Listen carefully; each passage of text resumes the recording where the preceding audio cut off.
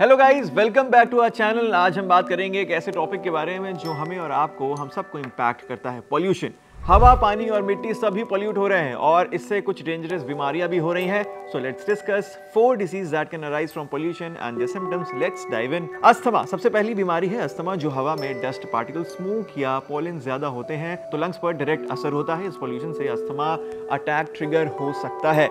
Approximately 10 से 13% of Delhi population is affected by asthma, with cases worsening during the winter due to the poor air quality. This is an estimated 25% increase in hospital visits for asthma during periods of high pollution. Symptoms क्या हैं इसके?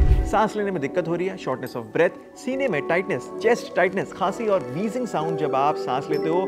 तो अगर आप या आपका कोई close person ये सिम्टम्स फेस करता है तो उसे पॉल्यूशन का लेवल जरूर चेक करें और डॉक्टर से कांटेक्ट जरूर करें।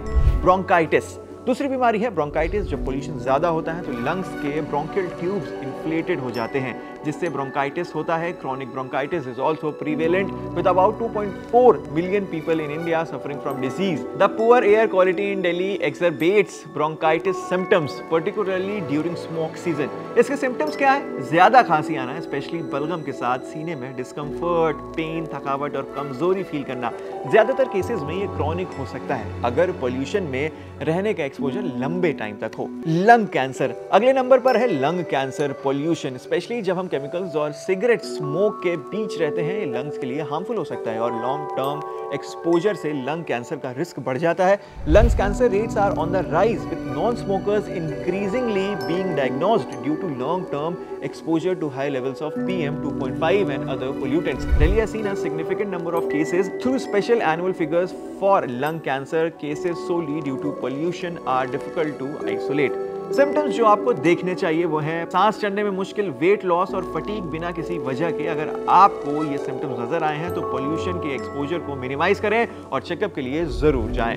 एलर्जिक राइनाइटिस आखिर में बात करते हैं एलर्जिक राइनाइटिस की, जिसे हम फीवर भी कहते हैं। पॉल्यूशन में जो फाइन पार्टिकल्स और एलर्जीज होते हैं ये नोज और रेस्पिरेटरी ट्रैक्ट को इरिटेट करते हैं। This condition affects over 20 to 30% of people in Delhi, specially during time of increased particulate matter in the air such as during Diwali. इसके कॉमन सिम्टम्स हैं बार बार छींके आना, बहुत ज्यादा नाक बहना, आंखों में इरिटेशन या पानी आना, इचिंग और नेजल कंजेशन। ये मोस्टली पोल्यूशन के साथ वर्सन होता जाता है। तो आपको अपने एनवायरनमेंट को ज्यादा क्लीन और फिल्टर रखना चाहिए। In Delhi NCR air pollution has had a significant impact on respiratory health, contributing to a substantial number of cases of asthma, bronchitis, allergic rhinitis and lung cancer annually. So guys, ये थे 4 disease जो pollution के वजह से हो सकते हैं। अगर आपको या आपके किसी फैमिली मेंबर को इन सिम्टम्स में कुछ नोटिस हुआ तो पॉल्यूशन को सीरियसली लें और जल्दी डॉक्टर के पास जाएं। अपने एनवायरनमेंट को पॉल्यूशन फ्री बनाने की तरफ से स्टेप लें by using mask, planting trees and pollution के एक्सपोजर को कम करें।